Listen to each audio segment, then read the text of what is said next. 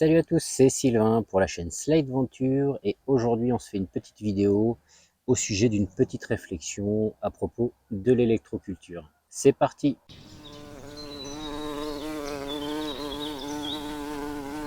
Donc on se retrouve dans cette nouvelle vidéo pour parler électroculture. Ça faisait un petit moment que je m'étais pas mis dans le fond du jardin comme ça pour vous faire une vidéo, mais quand il s'agit d'électroculture, je pense que le cadre c'est plutôt le jardin que la maison. Donc pourquoi cette vidéo? En fait, quand je faisais le montage de la vidéo au sujet du CPL du Linky, dans laquelle on parlait de fréquences, etc., m'est venue une petite réflexion au sujet de l'électroculture et j'ai décidé de la partager et puis de voir avec vous, encore une fois, de manière neutre. Ce n'est qu'une réflexion, c'est pas une attaque à l'électroculture, c'est pas un dévouement à l'électroculture non plus, c'est juste une réflexion.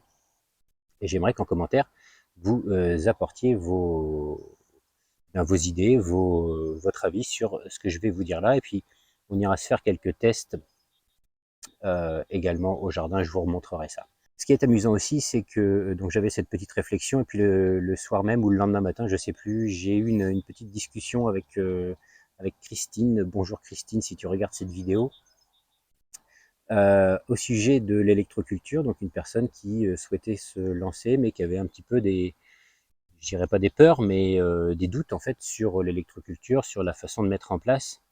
Et comme on voit beaucoup de choses sur Internet, peut-être que cette vidéo pourra en profiter pour répondre à ces questions et apporter en tout cas peut-être une nouvelle façon de voir les choses. Donc rentrons dans le vif du sujet et de ma réflexion. Donc encore une fois, quand j'ai monté cette vidéo au sujet du CPL du Linky, on parlait de fréquence et j'ai eu ma période amateur radio. Donc qu'est-ce que c'est que l'amateur radio? C'est le gars qui s'intéresse au monde de la radio mais qui n'est pas licencié.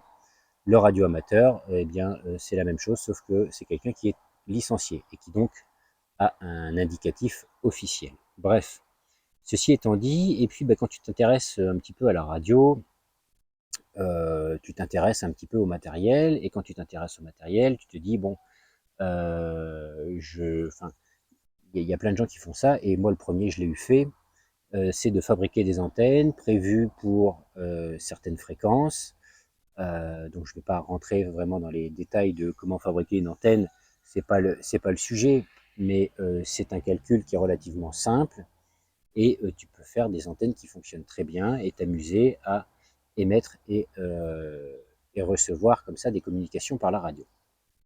J'en ai pas fait de vidéo à l'époque parce que dès l'instant que tu n'es pas licencié et que tu commences à parler, j'avais fait quelques vidéos sur le PMR 446 à l'époque, en expliquant que j'utilisais un PMR 446 mais qui en réalité est une radio UHF VHF, et n'étant pas licencié, je n'ai pas le droit de l'utiliser, si ce n'est à l'écoute. Oui, à l'écoute, mais pas à l'émission. Et donc, t'es tout de suite rattrapé par les radioamateurs licenciés qui t'expliquent que tu n'as pas le droit d'utiliser ça, même en cas d'urgence, bref, en gros, donc parler des antennes et de la fabrication d'antennes, je me l'étais refusé sur YouTube et sur Internet en général, parce que voilà, si c'est pour prendre des, des, des, euh, des vannes comme ça de gens qui font un petit peu la police, après je peux les comprendre, ils se sont cassés la tête à passer la licence, moi pas, mais j'ai connu des amateurs radio, donc non licenciés, qui, je pense, étaient en termes techniques supérieurs à certains licenciés. Ceci étant dit, donc tu calcules tes longueurs d'onde et tout ça, et tu vas fabriquer des antennes en fonction pour te permettre de recevoir. Donc j'avais fait quelques essais, j'avais retrouvé d'ailleurs une petite bribe de vidéo que j'avais fait dans une voiture, et dès l'instant que j'ai essayé d'émettre, le tableau de bord de la voiture faisait tout et n'importe quoi. Et je me suis dit, bon, l'électroculture, les antennes d'électroculture, en fait, ce sont des antennes qui captent l'énergie, le retransmettent aux plantes, etc. Mais qu'est-ce qu'elles captent? comme énergie. Quand tu es encore une fois intéressé à la radio, tu vas capter une fréquence enfin, tu vas essayer d'optimiser ton antenne en tout cas pour émettre et recevoir sur une fréquence particulière. Mais disons que la réception pourra se faire quasiment avec n'importe quelle antenne, n'importe quel bout de fil tendu. Tu pourras avoir une réception, alors plus ou moins optimisée, hein, bien sûr. Si tu veux l'optimiser, bah, tu calcules ta longueur de fil, quoi. Et, euh, et je me suis dit, bah, les antennes d'électroculture, finalement, c'est la même chose, ça reste une antenne, et tu vas capter, eh bien, un peu tout et n'importe quoi qui va passer par là. Donc, là où je voulais en venir, c'est dans ma réflexion, c'est que finalement, aujourd'hui, et à l'époque des Abbé Berthelon, des Justin Christoflo, on n'avait pas toutes ces technologies, on n'avait pas tous ces réseaux 4G, 5G, Wi-Fi, Bluetooth, tout ce qui utilise finalement des ondes radio, et donc des antennes d'électroculture, eh bien, de fait, va capter tout ça. Alors, de manière plus ou moins optimisée, en fonction de comment tu as construit ton antenne, en fonction de tout un tas de choses, mais dans tous les cas, il va le recevoir. Je vais vous faire une démonstration avec une clé SDR, donc en réception, avec une antenne UHF-VHF qui est censée recevoir sur la plage 136-174 MHz et dans la plage 400 MHz, 470 MHz. Et donc, comme tu le vois à l'écran, c'est l'outil que j'utilise qui actuellement est réglé sur 102 MHz, qui donc n'est pas dans la plage de réception prévue. Mais comme tu vois les trams, et en fait c'est ni plus ni moins qu'une station FM que je capte sur 102 dans le secteur. Mais on pourrait très bien descendre sur la bande CB des 27 MHz, on pourrait très bien descendre encore plus bas et monter encore plus bas, pourquoi pas sur la bande de Giga4 du Wi-Fi, sur tout un tas de choses. Donc en réception, on s'aperçoit que on arrive, encore une fois, de manière plus ou moins optimisée, à recevoir absolument quasiment tout ce qui passe. Donc je me suis dit, l'antenne d'électroculture, finalement, c'est pareil. Aujourd'hui, elle doit capter et recevoir absolument tout ce qui passe. Donc, encore une fois, du 4G, du 5G, du Wi-Fi, du Bluetooth, en fonction de la position de l'antenne où elle se trouve, les ondes radio, les réceptions des avions, etc., etc. Le fait est que, eh bien, quand même, dans la majorité des cas, visiblement, les gens ont des résultats sur les cultures plus productifs, légumes plus gros. Ok. Après, je me suis dit, eh bien, est-ce que finalement une étude a été faite sur ces légumes? C'est-à-dire, est-ce que, par exemple, donc Richard Imbert, je vous mettrai le lien de sa chaîne en description, qui est un grand adepte de l'électroculture et qui fait des légumes géants, il est connu pour ça, et participait au concours de légumes géants. Donc, selon ses dires, eh bien, ces betteraves énormes sont très bonnes à manger, il n'y a pas de souci là-dessus. Et ces légumes en général qui sont énormes et sont très bonnes à manger. Mais par contre, est-ce qu'on a fait des analyses sur les qualités gustatives? Là où je voulais en venir en fait, et où je me posais quelques hypothèses, c'était est-ce que finalement on a affaire via l'électroculture à du positif ou du négatif, à savoir est-ce qu'on a affaire à des légumes par exemple Tchernobyl, je ne sais pas si vous avez vu passer ces légumes difformes, énormes, qui avaient été soumis à des radiations. Et est-ce que l'électroculture ferait pas finalement le même effet, c'est-à-dire boosterait à l'énorme les légumes pour les rendre plus gros, booster les plantes pour les rendre plus productives, mais est-ce que derrière, les qualités de nutriments sont conservées? Ou est-ce que finalement, en captant la deuxième hypothèse, donc en captant toutes ces ondes et fréquences qui sont potentiellement nuisibles pour la nature, est-ce que l'électroculture ne va pas finalement d'un mal faire un bien, c'est-à-dire capter toutes ces mauvaises ondes et puis les transformer et faire en sorte que on ait des légumes productifs et plus gros. Voilà, ce sont deux hypothèses. Je ne sais pas ce que tu en penses. N'hésite pas à me laisser ton avis en commentaire. On va aller se faire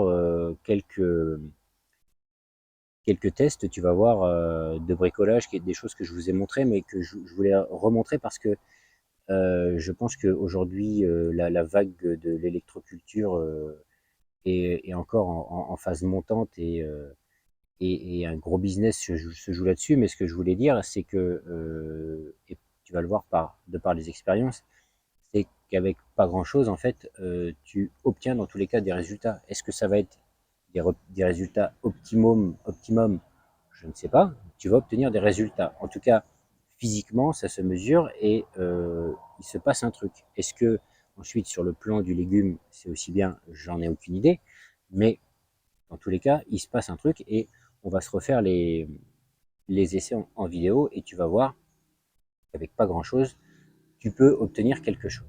Allez, c'est parti. Donc là, comme tu le vois, j'ai sorti le multimètre. Ici, c'est un tuteur à tomate, tu sais, ces tuteurs ondulés là, qu'on trouve dans le commerce, donc qui est galvanisé. Et ici, je ne sais pas si tu vois, mais je l'enlèverai à la fin, tu verras. Donc une lamelle de cuivre. Donc c'est une expérience que je vous avais déjà montrée. J'allume le multimètre, je le mets en voltmètre. Alors je vais regarder si sur l'écran ça se voit. Est-ce que ça va être mieux comme ça? A priori, on voit. Donc, je vais mettre une pince sur la lamelle de cuivre et l'autre pince ici sur... Alors attends, je ne remets pas les fils. Voilà, sur le tuteur à tomate. Donc ici, on peut voir, alors je vais regarder si tu le vois à l'écran, sinon je vais te le rapprocher. Alors, pas simple. Comme ça peut-être. Donc là, 377 maintenant millivolts. Donc, ici, tu vois que il se passe un truc. 377 millivolts. Donc, tu as quoi? Tu as un bout de, on va dire, de fil de cuivre, un tuteur à tomate. Donc, ton tuteur à tomate, finalement, il fait office d'antenne d'électroculture, mais je me suis dit, alors je sais pas si je vais être dans le champ, mais et là il est un petit peu long, mais c'était pour la démo. Tu prends finalement un bout de fil de cuivre, tu mets ton tuteur à tomate, tu plantes ta tomate. Hein, imaginons, voilà ton pied de tomate là, c'est le petit bâton, hein, qui est pas très loin de ton tuteur. Tu prends un bout de fil de cuivre, tu viens, je vais le mettre là pour bien l'entortiller finalement autour de ton piquet à tomate. Alors bien sûr, tu le prends moins long, hein, moi je sais que voilà, et tu viens le planter là. Qu'est-ce que tu as avec ça? Alors tu vois déjà, tu vois qu'il y a une réaction qui se passe, c'est qu'on fait chuter parce que du coup, finalement, on court-circuite mon truc. Et ben, avec ton tuteur à tomate, ton bout de fil de cuivre, tu as une pile galvanique. Galvanisée, cuivre. Tu sais, je te mettrai une photo si j'en trouve une, de ces petites piles galvaniques qu'on met dans les pots, qu'on met dans, dans la terre comme ça, avec un fil de fer galvanisé et un fil de cuivre qu'on vient entortiller. Eh bien, l'entortillement il est là, fil de cuivre, tu as une pile galvanique, tu as ici un système d'électroculture. Voilà, t'as pas eu besoin d'acheter d'antenne. Est-ce que tu vas voir des résultats aussi bien qu'une antenne de 5-6 mètres de haut, 8 mètres? Peut-être pas. Tu auras des résultats et, encore une fois, tu pourras, le truc c'est qu'avec ça, sans gros investissement, tu peux te faire des premiers essais pour te faire la main. Donc, alors, ça je vais le laisser en place. Donc tu vois la lamelle de cuivre, hop, tu vois, on retombe à zéro. Voilà, c'est un petit bout de lamelle de cuivre. Je te la refais, hop. Voilà, tu vois là, on a un petit peu moins, hop, ça aussi, ça va se stabiliser. Là, voilà. Donc, on va se faire la deuxième expérience. Je vais prendre ma lamelle de cuivre. Donc là, on se retrouve dans la serre. C'est encore une fois un truc que je t'avais déjà montré. Alors, je vais tout mettre en place devant toi. Donc ici, alors, est-ce que je suis dans le cadre? Ouais. Je viens planter ma lamelle de cuivre, hein, plus ou moins 20 cm. Ici, tu vois, ou pas, ouais, le boulon qui tient la porte, etc. de la serre. Alors attends, est-ce que je peux te mettre ça comme ça? Je sais pas si tu vois, enfin je te montrerai après. Donc je mets une pointe là, une pointe sur le boulon. Alors est-ce que ça fait contact? A priori non.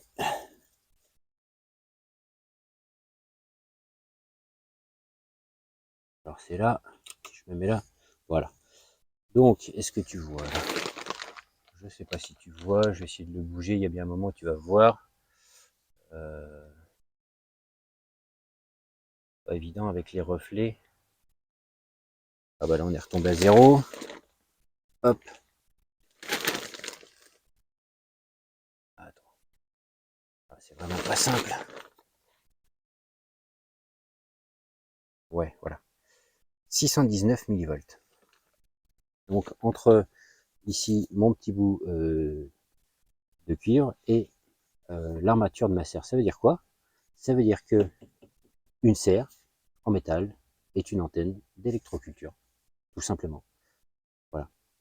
Donc si tu veux te faire des essais, tu vois que tu peux essayer tout un tas de trucs.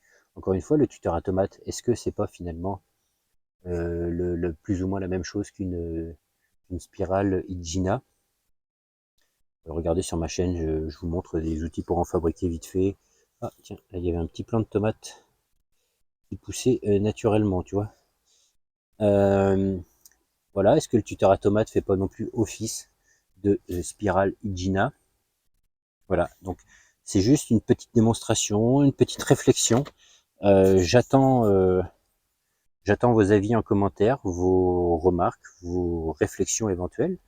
Mais encore une fois, ce n'est pas pour ni démolir l'électroculture, ni la mettre en avant, c'est juste, je vous partage cette petite réflexion. Donc voilà, je ne sais pas si ces petites démonstrations vous ont, euh, vous ont intéressé, vous ont interpellé, si cette réflexion également vous a permis d'avoir plus clair ou simplement de vous questionner, d'avoir une autre vision finalement de l'électroculture. Est-ce que toutes les ondes que captent les antennes sont bonnes ou pas finalement sur les nutriments des légumes? Si vous avez des études, j'en ai pas trouvé, j'ai fait une recherche rapide, j'ai pas trouvé grand chose sur vraiment les qualités nutritionnelles des légumes soumis à l'électroculture. Ça aurait été intéressant de le faire et ce serait, si ça n'a pas été fait, intéressant de le faire. Donc voilà, je voulais partager ça avec vous et puis surtout recueillir vos avis, vos commentaires. Moi, comme tu l'as vu peut-être l'année dernière, j'avais encore mes deux antennes que j'ai démontées. J'ai préféré, comme je le dis dans cette vidéo, installer des arbres qui sont des antennes d'électroculture naturelles. J'avais fait aussi un test d'ailleurs l'année dernière sur un arbre qui était derrière, qui était parce que je crois que depuis le test, l'arbre, je l'ai coupé, c'était un chêne.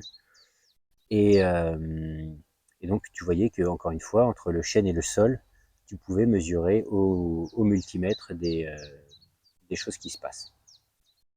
Voilà. Mais par contre, je continue toujours mes essais de spirale Gina, de circuit oscillant Lakowski ou anneau Lakowski.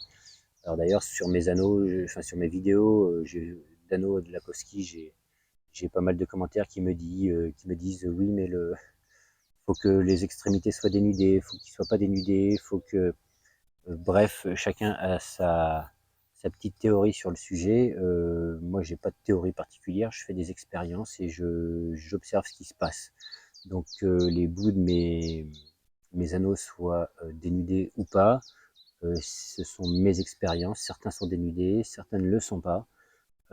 Et je vois comme ça s'il y a un réel incident, enfin, influence sur le fait que le fil soit dénudé ou pas, sur le fait de la position de l'anneau, sur le fait, enfin voilà, tout un tas de choses. C'est des tests qui sont faciles à mettre en place, qui sont peu coûteux, avec des vieilles chutes de câbles électriques, des choses comme ça. On peut se bricoler sans besoin d'avoir, encore une fois, une antenne de 8 mètres de haut dans son jardin, qui peut-être pour certains disgracieux, pour d'autres esthétiques. Hein, chacun voit midi à sa porte. Mais bon, trêve de blabla, je vais m'arrêter là, je conclus là-dessus. Donc n'hésitez pas à me partager vos avis en commentaire, n'hésitez pas bien sûr à mettre le petit pouce si ça vous a plu, à me partager vos idées, à vous abonner pour faire grandir la chaîne. Je vous dis à la prochaine, salut!